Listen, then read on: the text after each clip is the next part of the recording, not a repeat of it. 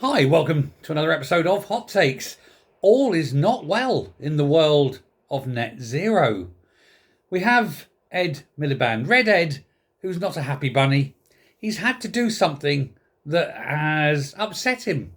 Well, not upset him because he doesn't care, but it's embarrassing for him. Let's put it that way. He's had to fire Mary Archer. Yes, that Mary Archer, the one that's married to Jeffrey Archer. You've got to feel sorry for her, haven't you? But the Fragrant Mary was part of his team looking into net zero. But then she started asking awkward questions. The sort of questions that people who are intelligent would ask. You know, things like, is it achievable? What are the costs? Are the costs bearable? Is it something we should even be trying to do? Are there not more important things we can do? Are there not better things we can do to achieve this? You know, those sort of questions. Well, he didn't like it. And so she was ousted. What's telling, though, is that she got a call from the team. He didn't have the balls to do it himself. He had to get one of his minions to phone dear Mary up and tell her she's fired. Now, of course, Mary being married to Jeffrey means that she's actually the wife of a peer. She's Lady Archer, but he, of course, is a Tory peer. So it makes you wonder why she was involved with Red Ed anyway.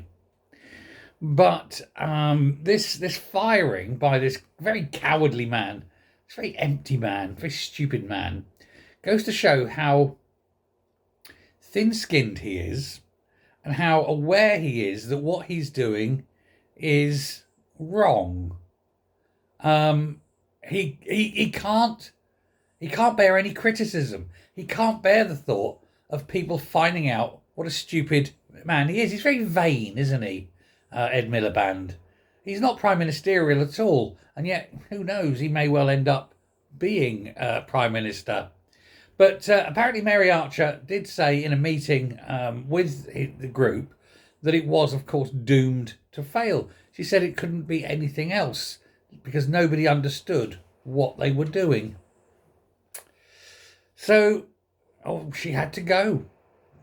It's a shame he doesn't have the balls to fire up. But anyway, she did say that since Ed Miliband had been in charge, his department has made scientifically illiterate claims about heat pumps. It's refused to provide any evidence that Ed's idiotic and ideological plans will cut bills by £300 and scrapped the costing that I started to reveal the true cost of renewables. In other words, she tried to sort of lay out for the public what this would cost, and he closed it down because he didn't want the public to know.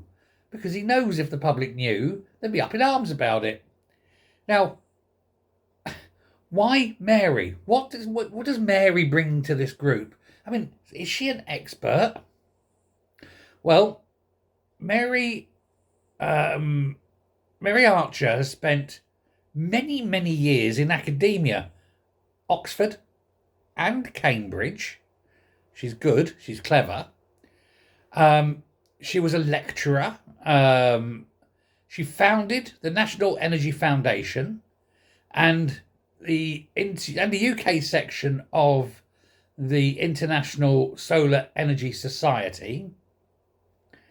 She's recognised generally as one of the leading people in the world when it comes to renewables. So when she talks, you best listen. But Ed Miliband wouldn't. Her vast experience in the field belittled him. He did not like the fact that she was sitting in the meetings with him, knowing that every time he opened that stupid mouth, the stupid would fall out like tea from an urn. And she was very critical of him all the time because she kept saying, no, that's wrong. No, you're talking rubbish. And so he fired her. So now we know nothing, and I mean literally nothing Ed Miliband says can be believed. We know now he's a coward. We know now he's an actual liar. And we know also that he hasn't got a bloody clue what he's doing. Now is the time for him to go. If only we had someone with balls who could fire him. But alas not. We've got Keir Starmer. Let me know what you think. Thanks a lot. Bye.